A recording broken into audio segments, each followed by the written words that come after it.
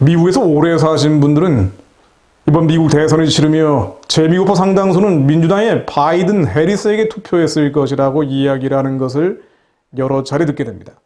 물론 수치상으로 통계적으로 확인된 것은 아닙니다만 크건 작건 소수자로서 차별을 느꼈던 적이 있는 재미국파들은 상대적으로 이민자에게 우호적인 민주당을 지지한다는 것 잘 알려진 사실이죠.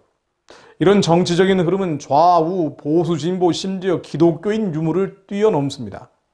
특이한 것은 한국의 문재인 민주당 정권에 격렬한 반감을 가진 교포분들조차 미국 민주당은 한국 민주당과 다르다면서 바이든 해리스를 선택한 분들이 많다는 것입니다.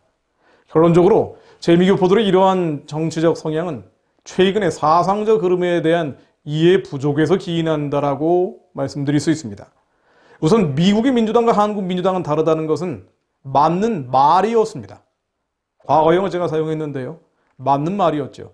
미국 민주당은 이념적으로 좌파라고 보기 어려웠습니다. 한국의 민주당과는 족보가 달랐죠. 미국은 기본적으로 자본주의를 인정하는 우파 사회이기 때문입니다.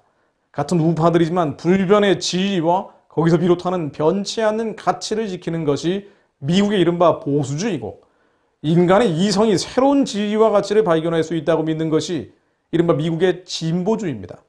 어쩔 수 없이 복음적인 기독교인들은 보수주의자가 될 수밖에 없죠.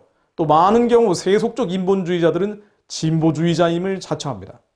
이들은 각각 공화당과 민주당의 주류를 구성해 왔습니다. 어떤 쪽이건 그들은 2차 대전 이후에 냉전을 거치면서 모두 사회주의와 그 무모한 역사적 실험인 공산주의에 반대했습니다. 물론 큰 흐름에서 말이죠. 예컨대 1962년 쿠바 위기라는 게 있었습니다. 당시 소련과 핵전쟁 위기까지 치달았던 민주당 소속 케네디 대통령. 그 이듬해 6월 26일 서베를린을 방문해서 베를린 장벽 설치를 공산주의 실패의 증거로 삼으면서 강력하게 비판했었죠. 물론 케네디는 암살 당시까지 협상과 타협을 시도했지만 공산주의에 대한 반대 입장은 계속 견지했습니다. 반대 예로 공화당 레이건 대통령은 임기 내내 공산주의 해체를 위한 십자군임을 자처했습니다. 1987년 6월 10일 케네디가 연설했던 같은 베를린 장벽 앞에서 레이건 대통령은 아예 이 장벽을 허물어버리라고 당시 고르바초프 소련 서기장에게 외치기도 했었죠. 한마디로 공화당, 민주당 모두 공산주의에 대한 반대 입장이긴 하지만 온도 차이가 있었다는 이야기입니다. 그럼에도 불구하고 냉전 당시에는 우익 노선을 민주당이건 공화당이건 견지해 왔다는 것이죠. 어쨌건 공화당, 민주당 양당의 정치적 마지노선인 우익 노선은 냉전이 끝나면서 흘러간 노래, 오래된 전설이 돼가기 시작합니다. 공공의 적이 사라진 뒤에 상대적으로 성경적 갑주가 허약한 또는 그런 갑주를 입지 않은 이른바 진보주의자들은 사회주의에 맥없이 무릎을 꿇어갔죠. 즉 진보가 좌파가 되기 시작한 것인데요.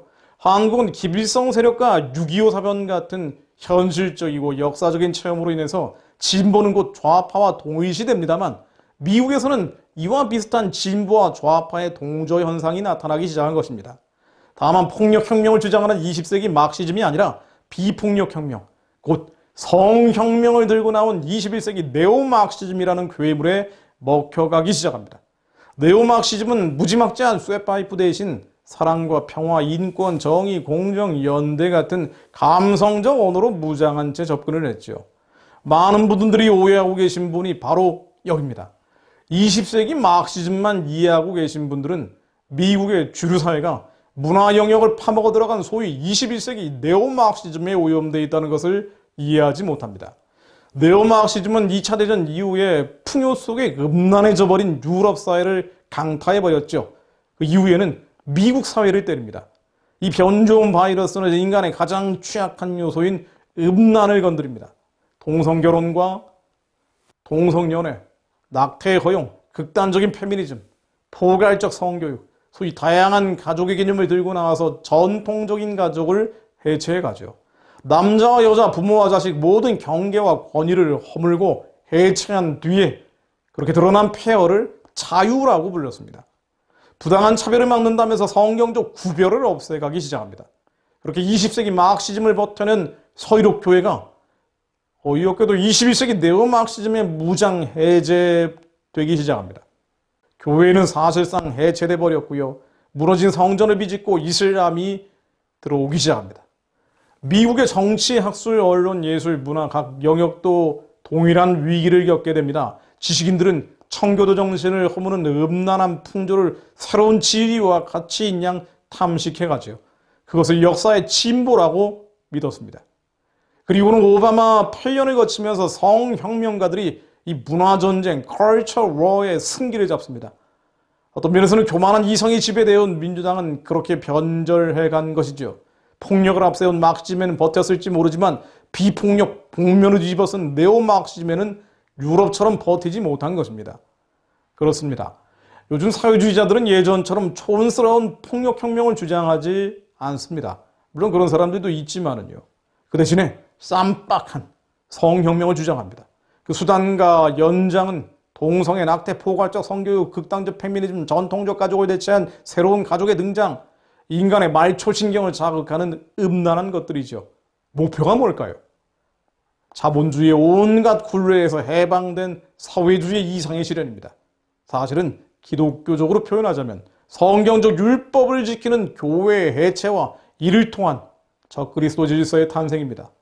이것은 마크시즘이나 네오마크시즘이나 동일한 목표죠. 다시 한번 정리해 봅니다. 오바마 시대를 거치며 네오마크시즘에 터잡은 성혁명 흐름이 민주당의 헤게모니를 잡습니다. 공화당도 안전지대는 아닙니다만 인본적 성격이 강한, 인본주의적인 성격이 강한 민주당은 더 취약했던 것이죠. 이러다 보니 동성애, 낙태, 운동가처럼 활동해온 바이든, 해리스 같은 이들이 민주당 대통령, 부통령 후보로 나서게 됩니다. 만일 이들이 실제로 집권하게 된다면 무너진 유럽교회 전체를 밟게 될 것입니다. 미국의 교회들이 말이죠. 차별금지법을 인한 성혁명을 통해서 말입니다. 시간이 좀 더 흐르면 앞으로 동성애를 칭송하지 않는다면, 심지어 동성결혼 축가라도 부르지 않는다면 출세할 수 없는 세상이 올지도 모릅니다. 생각해 보십시오. 똑똑한 교포교회 목사님 아들이 하버드 법대를 나와서 동네 시장이라도 출마한다고 치죠. 그러면 미디어가 먼저 물어볼 겁니다. 당신은 동성결혼에 대해서 어떻게 생각하십니까? 그때 이렇게 대답을 할까요? 저는 목사의 아들입니다. 제 신앙적 견지에서 찬성할 수 없습니다. 이런 말이라도 나온다면 당신의 아들은 미디어에서 난도질돼서 끌어내려질 것입니다. 미국에서 소수자로 차별받은 개인적 상처의 한풀이 그 이전에 우리가 사는 사회 자체가 거룩한 곳이 되어야 할 이유가 바로 여기 있습니다. 미국의 대선과 미국 사회를 두고 계속 기도하지 않을 수 없습니다. 대선 과정에서 모든 거짓된 마귀의 괴계가 드러날 수 있게 하옵소서. 하나님께서 긍휼과 자비를 베풀어 주옵소서. 미국과 한국에 하나님을 두려워하는 지도자가 세워지게 하옵소서. 그렇게 우상의 세력이 무너지는 거룩한 반전이 미국과 한국에서 시작되게 하옵소서. 로마서 12장 1절로 그러므로 형제들아 내가 하나님의 모든 자비하심으로 너희를 구원하노니 너희 몸을 하나님이 기뻐하시는 거룩한 산 제물로 드리라. 이는 너희가 드릴 영적 예배니라. 너희는 이 세대를 본받지 말고 오직 마음을 새롭게 함으로 변화를 받아 하나님의 선하고 기쁘시고 온전하신 뜻이 무엇인지 분별하도록 하라. 하나님 거룩한 세대가 일어나게 하옵소서. 은그릇, 금그릇 이전에 능력과 지식 이전에 거룩으로 무장한 이들, 하나님의 말씀으로 전신갑주를 입은 이들이 한국과 미국에서 일어나게 하시고 특별히 하나님 한민족 교회를 축복하여 주시어 위의 다음 세대가 한국은 물론 전 세계에 흩어져 있는 다이아스포라 가운데 이 마지막 때 주님이 이를 감당할 백성으로 예수의 군대로 일어나 쓰임받게 하옵소서. 예수 그리스도 이름으로 기도했습니다. 아멘.